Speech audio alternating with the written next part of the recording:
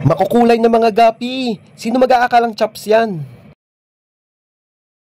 What up mga kuya? Kailangan ko na nga palang linisin tong tub dahil 4 days ko silang naiwan dito sa bahay.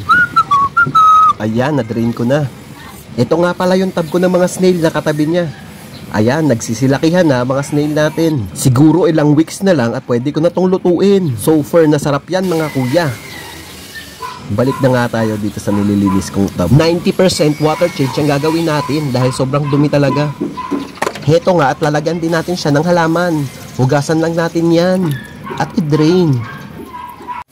Dito ko siya ilalagay sa bandang gitna. Ayan. At ilalagay ko na nga rin ng isang to. Hindi ko alam ang tawag sa mga halaman to. Pero ang gaganda nila, di ba? Lagyan na natin ng tubig. Pero wag na muna nating punuin. So far gaganda ng mga isda ko, no? Napakakukulay. Parang rainbow mga kuya. Sino namang mag-aakala na chops at kal yung mga yan? Basta kami hindi na kami naghahabol ng pure strain. Lahat ng mga anak ng isda namin ay pinapalaki namin ng maayos. Wala kaming favoritism. The moment na isinilang sila, doon na nagsimula ang obligasyon namin na alagaan sila ng maayos. Uy, teka, ano to?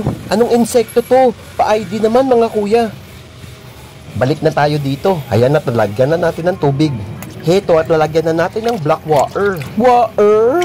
Lang mga kuya. Hindi ko sure kung anong benefits ng black water. Nakasanayan ko lang siyang gamitin at mukhang epektibo naman. Pampasiglad ng mga isda. Matapos nga nating mapuno ng tubig ang tub, ay lalagyan na natin ng mga duckweed para mas maganda. O diba, mas maganda. At madami pang duckweed.